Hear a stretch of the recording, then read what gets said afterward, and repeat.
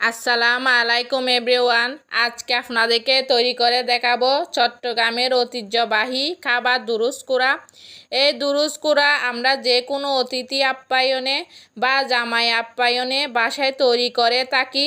তাছাড়া এখন আমাদের পবিত্র আশুরা, আর এই আশুরার দিনেও আমরা বাড়িতে তৈরি করে থাকি। আর কিভাবে এই দুরুস কুড়া খুব মজার করা যায় সেটাই কিন্তু আজ আপনাদের সাথে শেয়ার করব। তো চলুন তাহলে রেসিপি শুরু করি। এখানে আমি একটা আস্ত মুরগি নিয়েছি। এটা ভালোভাবে ধুয়ে পরিষ্কার করে নিয়েছি। আমি এখানে মুরগিটা 1.5 কেজি পরিমাণে নিয়েছি। আপনারা চাইলে আরও বড় মুরগি নিতে পারেন। এখন মুরগিটাকে আমি ঠিক করে নিচ্ছি রান্নার জন্য। অবশ্যই ভিডিও দেখে বুঝতে পারবেন। বুকের নিচের দিকে যেই অংশটা আছে সেটাতে আমি ছোটো একটা ছিদ্র করে নিয়েছি। আর ছিদ্রের মধ্যে রানের অংশটা আমি ঢুকিয়ে দিচ্ছি। এখন একইভাবে অপর পাশেও ছিদ্র করে নিয়েছি। আর একইভাবে রানের অংশটা ঢুকিয়ে দিচ্ছি।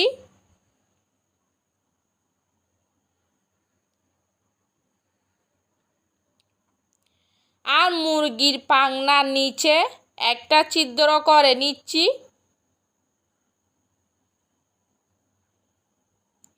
পাখনাটাকে এইভাবে ঢুকিয়ে দিচ্ছি। দুই পাখনাকে একইভাবে ঢুকিয়ে দিলাম।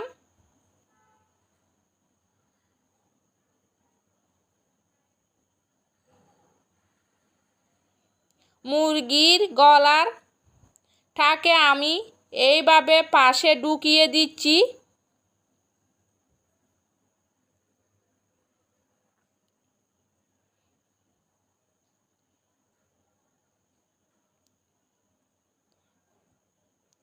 এইবার এই বুকের যে অংশটা আছে এটাকে আমি ছোটো ছোটো করে কেটে নেব। আর এইভাবে কাটার ফলে মশলাগুলো বেশ ভালোভাবে ঢুকতে পারবে। আর সেদ্ধ হতে কিন্তু খুব বেশি সময় লাগবে না। তো আপনারা দেখতে পাচ্ছেন মুরগিটাকে আমি দুরুস কুড়া করার জন্য তৈরি করে নিয়েছি। এখন এটাকে আমি আবারও ভালোভাবে ধুয়ে পরিষ্কার করে নিব। তো দেখতে পাচ্ছেন আমি কিভাবে ঠিক করে নিলাম। আমি আবারও ধুয়ে পরিষ্কার করে নিয়েছি। এখন এর মধ্যে আমি দিয়ে দিব পরিমাণ মতো কিছুটা লবণ। আর দিয়ে দিব 1 চামচ পরিমাণ হলুদের গুঁড়া। আর দিয়ে দিব 1/2 চামচ পরিমাণ লাল মরিচের গুঁড়া। এখন এই মশলা, লবণ, হলুদ গুঁড়া আর মরিচের গুঁড়াটাকে মুরগির গায়ে ভালোভাবে মাখিয়ে নিলাম। আমি এটাকে ভালোভাবে মাখিয়ে নিয়ে রেস্টে রেখে দেব 10 মিনিট।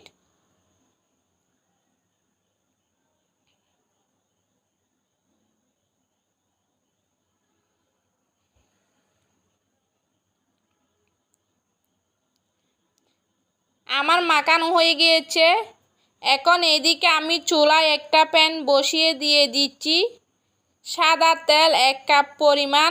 তেলটা গরম হয়ে আসলে আমি এর মধ্যে দিয়ে দিচ্ছি 1 কাপ পরিমাণ পেঁয়াজ কুচি। এটাকে আমি বেরেস্তা করে নেব। আপনারা চাইলে পেঁয়াজটাকে আগের দিনেও বেরেস্তা করে রাখতে পারেন, কোনো সমস্যা নেই। বাসায় যদি বেরেস্তা করা থাকে তাহলে এই ক্ষেত্রে বেরেস্তা করার কোনো প্রয়োজন নেই।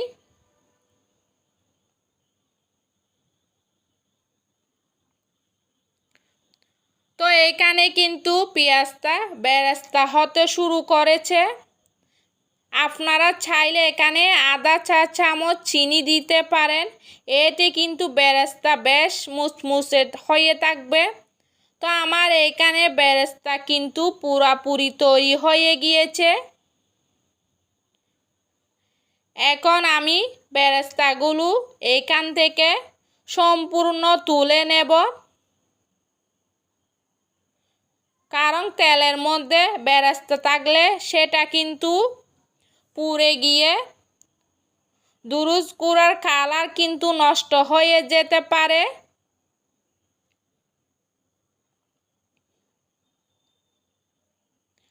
তো আমি এখান থেকে সবগুলো তুলে নিয়েছি। আপনারা দেখতেই পারছেন সবগুলো বেরেস্তা কিন্তু তুলে নিয়ে হয়ে গেলে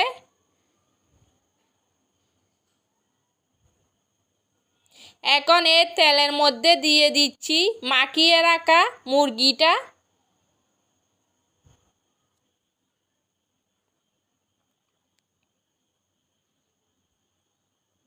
আর মুরগিটা আমি হালকা ভেজে নেব, বেশি ভাজার দরকার নেই। এতে কিন্তু মুরগিটা শক্ত হয়ে যেতে পারে, খেতে কিন্তু ভালো লাগে না।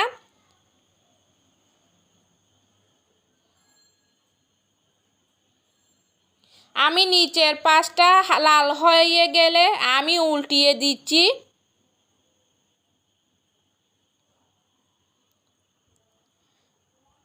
আর এইভাবে ঘুরিয়ে ঘুরিয়ে হালকা ভেজে নিতে হবে। আর এইভাবে ঘুরিয়ে ভেজে নিলে মুরগির সুন্দর একটা কালার চলে আসে। তো আমি কিন্তু মুরগিটাকে ভালোভাবে ভেজে নিয়েছি, আপনারা কিন্তু দেখতেই পারছেন।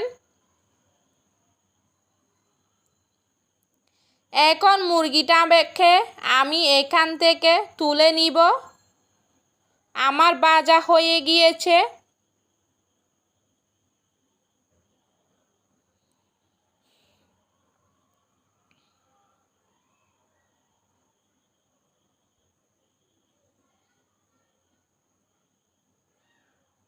এখন আমি একই তেলের মধ্যে দিয়ে দিচ্ছি কয়েকটা এলাচ আর তেজপাতা।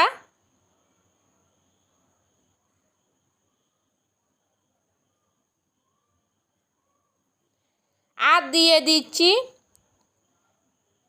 1 কাপ পরিমাণ পেঁয়াজ বাটা। এখানে আমি 4টা পেঁয়াজ, 3-4টা কাঁচামরিচ একসাথে ব্লেন্ড করে নিয়েছি। এগুলো আমি ভেজে নেব। আর পেঁয়াজটা ভাজার সাথে দিয়ে দিচ্ছি 1 টেবিল চামচ আদা বাটা। আর দিয়ে দিচ্ছি 1 টেবিল চামচ রসুন বাটা। এখন এই আদা, রসুন, পেঁয়াজ একসাথে ভেজে নেব, যাতে করে কাঁচা গন্ধটা চলে যায়। তো এখানে পেঁয়াজ, রসুন, আদা এইগুলো ভাজা হয়ে গিয়েছে। এ পর্যায়ে আমি এখানে দিয়ে দিচ্ছি বাদাম বাটা 3 টেবিল চামচ। এখানে আমি চীনা বাদাম নিয়েছি, আপনারা যে কোনো বাদাম দিয়ে করতে পারেন। আর দিয়ে দিচ্ছি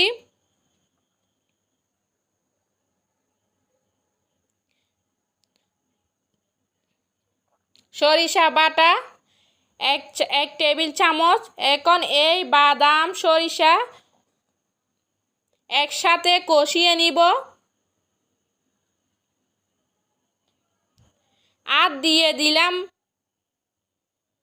স্বাদ মতো লবণ 1 চামচ। আর দিয়ে দিচ্ছি আমি এখানে 1 চামচ হলুদ গুঁড়া, 1 চামচ ধনিয়া গুঁড়া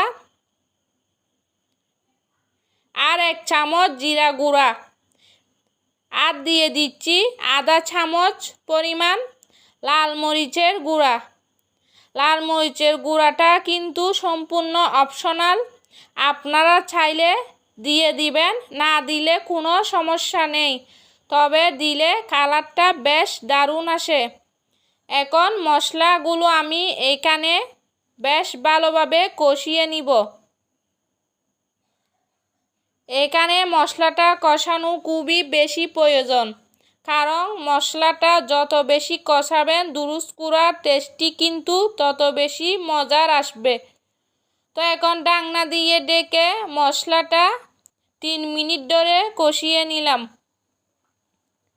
আর এ পর্যায়ে চুলার আঁচ কিন্তু লুতে রাখতে হবে, তা না হলে বাদাম বাটা দেওয়ার কারণে নিচে লেগে যাওয়ার সম্ভাবনা থাকে। তো 3 মিনিট পর দেখতে পাচ্ছেন মশলা কিন্তু কষানো হয়ে গিয়েছে। এখন এর মধ্যে আমি ভেজে রাখা মুরগিটা দিয়ে দিচ্ছি। এই মুরগিটাকেও আমি কষিয়ে নিব ঢাকনা দিয়ে ডেকে প্রায় 2 মিনিটের মতো।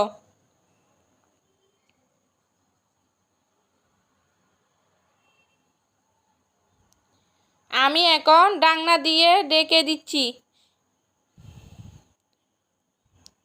মুরগিটা এক পাশ কষিয়ে নিয়েছি। এখন খুবই সাবধানে মুরগিটাকে আমি এখানে উল্টিয়ে দেব। তো দেখতে পাচ্ছেন মশলাগুলো কিন্তু আরও কষানো হয়ে গিয়েছে। এখন অপর পাশটাও আরও 2 মিনিট কষিয়ে নিব ঢাকনা দিয়ে ডেকে। যারা আমার ভিডিওটি নতুন দেখছেন প্লিজ চ্যানেলটি সাবস্ক্রাইব করে রাখবেন।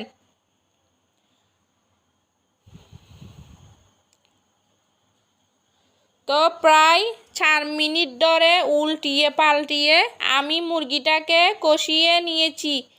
মশলাটাও বেশ ভালোভাবে কষানো হয়ে গিয়েছে, আপনারা দেখতে পাচ্ছেন। এখন এর মধ্যে আমি দিয়ে দিচ্ছি ঝোল। এখন এর মধ্যে আমি 1 কাপ পরিমাণ দুধ দিয়ে দিচ্ছি। এখানে আমি 4 টেবিল চামচ গুঁড়া দুধের সাথে 1 কাপ পরিমাণ পানি দিয়েছি। আর যে যতটুকু ঝোল দিতে চান ততটুকু পরিমাণে দিতে পারেন, কোনো প্রকারের এখানে পানি অ্যাড করবেন না, এতে টেস্টি ভালো আসবে না। এখন উপরে থেকে আমি দিয়ে দিচ্ছি পেঁয়াজ বেরেস্তা, আর দিয়ে দিচ্ছি 5-6টির মতো জাস্ট ফ্লেভারের জন্য কাঁচা মরিচ।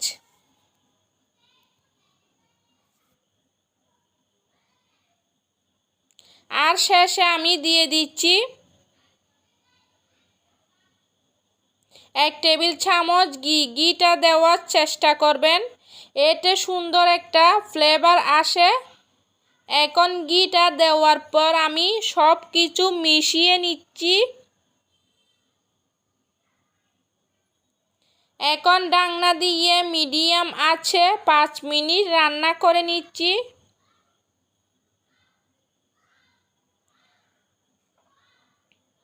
তো 5 মিনিট পরে মুরগিটা এক পাশ সেদ্ধ হয়ে গিয়েছে। এখন আমি উল্টিয়ে দিচ্ছি, আবার অপর পাশটাও